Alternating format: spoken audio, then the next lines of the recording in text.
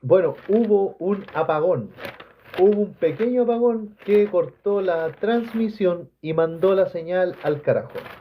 Así que, en razón de que se perdió prácticamente todo lo que habíamos avanzado, vamos a repasar de nuevo respecto sobre la relación jurídica y lo que esto implica.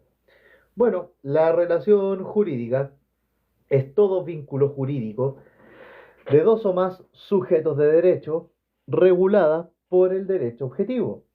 Uno tiene un deber, que es una prestación, y el otro un poder, que es un derecho subjetivo.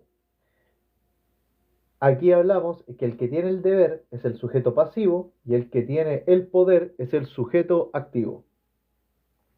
Quien tiene el deber debe satisfacer el interés del titular de este poder. Y el titular de este poder está llamado a ejercer este poder o derecho subjetivo. Esta relación jurídica nace de un hecho o un acto que está previamente previsto por el derecho. El fundamento de la relación jurídica es el principio de autonomía de la voluntad. Y la misma relación jurídica nosotros la podemos clasificar en atención a los siguientes criterios. Primero, en cuanto a su complejidad. Segundo, en cuanto a su fin. Y tercero, en cuanto a su contenido.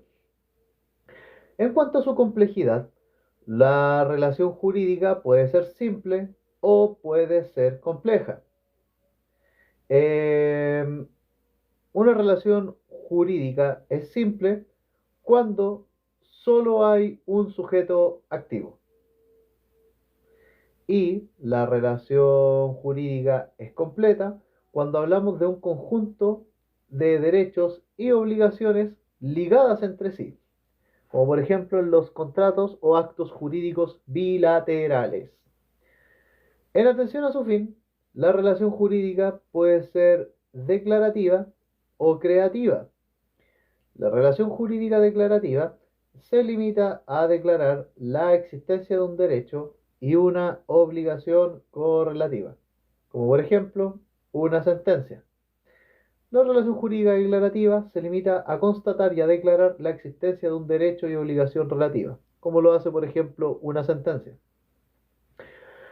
Y la relación jurídica creativa es aquella que constituye, crea o modifica una realidad jurídica. Por ejemplo, todos los contratos regulados en el Código Civil. La relación jurídica, por otro lado, también se puede clasificar en atención a su contenido. Y en atención a su contenido, la relación jurídica puede ser real, personal o de familia. La relación jurídica real implica que el poder del sujeto activo se dirige hacia una cosa, por ejemplo, con la constitución de un derecho real relativo a una cosa, como ya dijimos previamente. También puede ser una relación jurídica de contenido personal, donde el poder del sujeto activo se dirige contra una persona, como por ejemplo un contrato de arrendamiento de servicios. Asimismo, en atención a su contenido, la relación jurídica también puede ser de familia, es decir, hacen nacer o nacen las relaciones jurídicas entre cónyuges, padres e hijos, o relaciones de filiación en general. Aquí entonces tenemos que tener presente que la relación jurídica varía según su origen. ¿Por qué? Porque en atención a la última clasificación en cuanto a su contenido, la relación jurídica de contenido real nace, por ejemplo, por un modo de adquirir. La relación jurídica de contenido personal nace por una fuente de las obligaciones, que estas están en el artículo 1437 del Código Civil. Las obligaciones nacen ya sea del concurso de voluntades de dos o más voluntades, ya sea de la comisión de un delito o cuasi delito, ya sea de la voluntad unilateral de las personas o ya sea por el Ministerio de la Ley.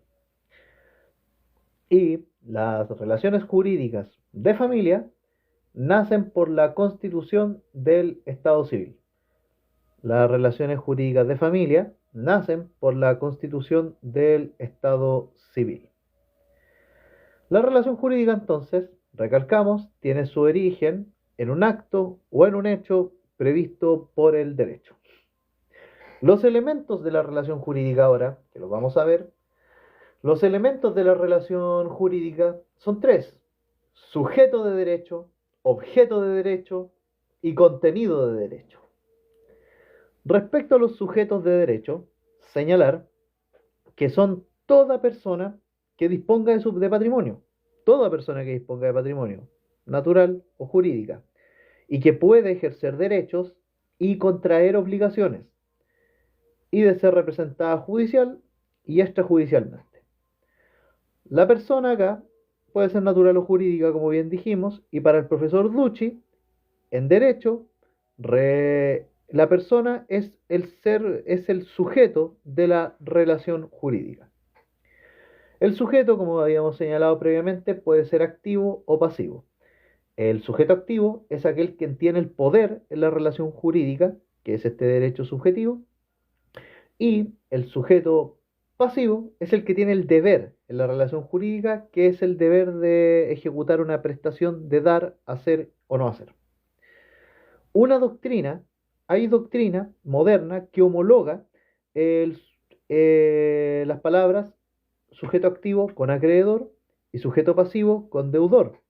La crítica es que esta homologación limita la relación jurídica a una relación de carácter personal.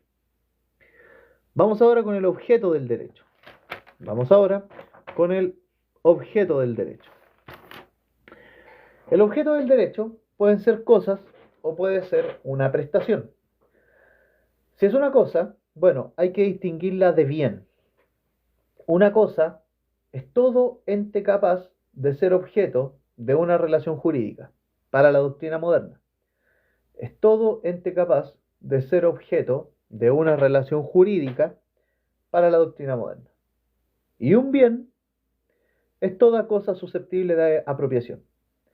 Un bien es toda cosa susceptible de apropiación. La cosa admite clasificaciones. Por ejemplo, las cosas acá, bueno, más que por ejemplo, la clasificación de la cosa es, o son cosas corporales, o son cosas incorporales. Las cosas corporales están señaladas en el artículo 565 del Código Civil, y son las cosas corporales aquellas que tienen un ser real y pueden ser percibidas por los sentidos, como una casa o un libro. Según el artículo 565 del Código Civil, las cosas corporales son las que tienen un ser real y pueden ser percibidas por los sentidos, como una casa o un libro. Aquí tenemos las cosas corporales muebles y las cosas corporales inmuebles. Las cosas corporales muebles son las que se transportan de un lugar a otro, por sí mismas o por fuerza externa. También son cosas corporales muebles los productos de los inmuebles, o por ejemplo un fruto de un árbol. Las cosas corporales inmuebles, las cosas corporales inmuebles, no pueden transportarse de un lugar a otro, pero también se consideran cosas corporales inmuebles las que se adhieren de forma permanente a estas, como por ejemplo los inmuebles por destinación, como una ventana integrada a una casa, una escalera o un tractor. Asimismo, las cosas se clasifican también en cosas incorporales, y las cosas incorporales consisten en meros derechos. Las cosas incorporales consisten en meros derechos, como los créditos y las servidumbres activas. Como los créditos y las servidumbres activas. Esto ya podemos entrar en consideración los artículos 576, 577, 578 y 580 del Código Civil. Em, las cosas incorporales, como dijimos, consisten en meros derechos, como los créditos y las servidumbres activas. Y aquí distinguimos dentro de las cosas incorporales 4 clases de derechos. Los derechos reales, los derechos personales, que incluyen derechos no patrimoniales y bienes intangibles, los derechos personales, que incluyen derechos no patrimoniales y bienes intangibles, derechos muebles, que según el artículo 580 recaen sobre bienes muebles, y los derechos inmuebles, que según el mismo 580 recaen sobre bienes inmuebles. Vamos ahora con las características de las cosas. Las cosas tienen 4 características cruciales. Primero, deben tener relevancia jurídica, o sea, deben ser dignas de protección por parte de nuestro ordenamiento jurídico. Segundo, deben ser susceptibles de apropiación. Debe haber una posibilidad cierta de apropiación. Tercero, deben ser individualizables en el mundo externo, por categoría, por cantidad, etc. Y deben existir o esperar a que existan. Y una última característica es que deben proporcionar una utilidad, material o moral, actual o futura. Entonces, las características de las cosas tenemos que, primero, deben tener relevancia jurídica, o sea, deben ser dignas de protección por parte del ordenamiento jurídico, deben ser susceptibles de apropiación, o sea, tener la posibilidad, deben ser individualizables en el mundo externo por categoría, cantidad, o que existan o que se espera que existan, y deben proporcionar una utilidad, material o moral, actual o futura, etc. Y bueno, considerar aquí los artículos 576 al artículo 580 del Código Civil, de forma urgente. Ya. Vamos por último con el contenido del derecho. Vamos por último con el contenido del derecho. El contenido del derecho, el contenido del derecho está conformado por los derechos y deberes de la relación jurídica. Está conformado por los derechos y deberes de la relación jurídica y constituye su integral sustancia. Constituye su integral sustancia. El contenido del derecho está conformado por los derechos y deberes de la relación jurídica y constituye su integral sustancia. Los poderes y deberes que están presentes en el contenido del derecho varían o dependen de la relación jurídica, y estos pueden ser únicos o múltiples, o unilaterales o recíprocos. Pueden ser únicos o múltiples, o unilaterales o recíprocos.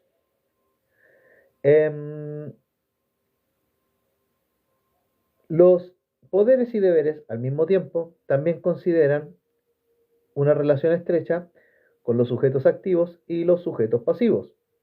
El sujeto activo es el que tiene el poder y el sujeto pasivo es el que tiene el deber. El poder y el deber tienen su origen, sea ya en un derecho objetivo, como normas jurídicas de cualquier rango establecidas por el Estado, y o en el derecho subjetivo, que se entiende como facultad para actuar de un particular y que está amparada por el derecho. El derecho subjetivo es el poder del sujeto activo y que es una facultad de actuar del particular y que está amparada por el derecho. Ahora, relativo al derecho subjetivo, vamos a disgregarlo, porque este es el poder del que se habla en la relación jurídica. Partamos primero con la clasificación del derecho subjetivo o poder. Bueno, en atención a su clasificación, podemos clasificar el poder o el derecho subjetivo, primero, según la norma objetiva en que se funda. Y según la norma objetiva en que se funda, el poder o derecho objetivo puede ser de derecho público o de derecho privado. Es de derecho público cuando deriva de una norma de derecho público y es de derecho privado cuando deriva de una norma de derecho privado. Según su objeto, el poder o derecho subjetivo puede ser, según su objeto, un derecho patrimonial o un derecho extrapatrimonial. Un derecho patrimonial es aquel que es avaluable en dinero y un derecho extrapatrimonial es aquel que no tiene una inmediata utilidad económica, como por ejemplo las relaciones jurídicas en el derecho de familia. Tercera clasificación del poder o derecho subjetivo es en atención a su eficacia. Y en atención a su eficacia, los derechos subjetivos o poderes pueden ser absolutos o relativos. Son absolutos aquellos respetados por todos, como el derecho de propiedad. Y son relativos, por ejemplo, los derechos personales, ya que tienen un alcance limitado contra determinadas personas. O sea, los derechos, según su eficacia, el poder o derecho subjetivo puede ser absoluto, es decir, que se respeta por todos, como el derecho de propiedad, o puede ser relativo, ya que su alcance está limitado a determinadas personas, como por ejemplo los derechos personales. Una última clasificación del poder o derecho subjetivo es según su origen. Y según su origen, los derechos o subjetivos o poder pueden ser derecho originario o derecho derivado, según su origen. El derecho es originario cuando emana del titular, antes no existía, y es derivado cuando deriva de otra persona, como una cesión de derecho, por ejemplo. Bien, vamos ahora con el nacimiento y la adquisición del derecho subjetivo o poder.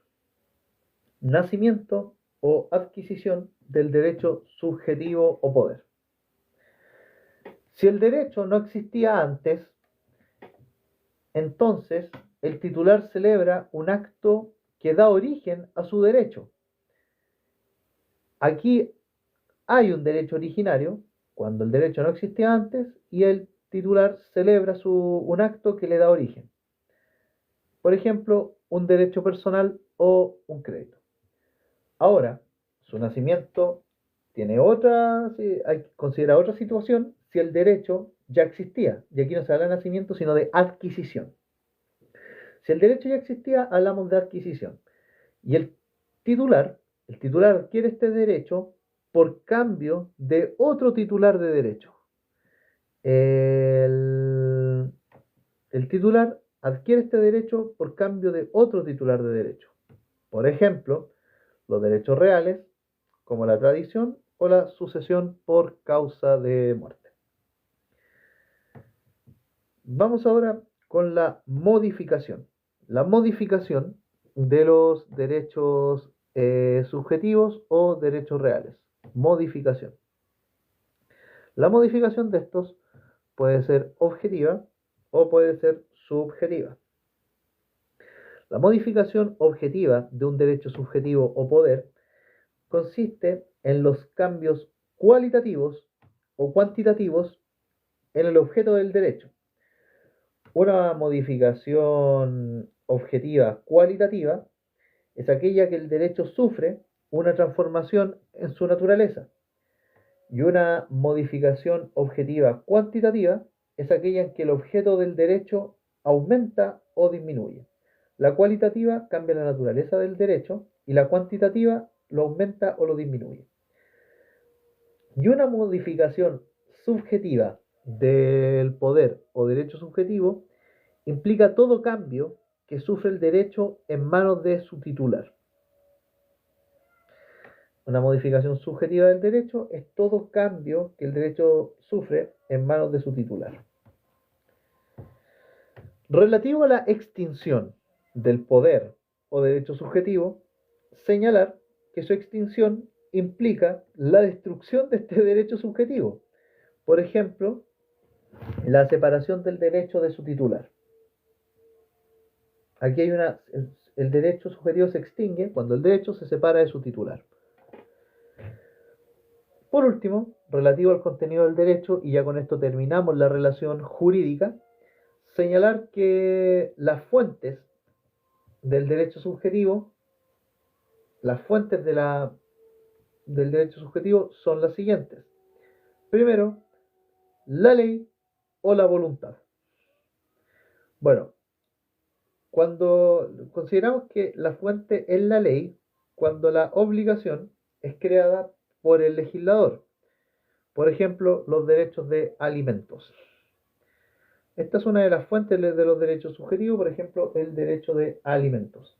Su fuente aquí es la ley porque la ley crea esta obligación para el progenitor y el derecho para el alimentario. Pero también el derecho subjetivo tiene como fuente, el derecho subjetivo también tiene como fuente la voluntad de los particulares.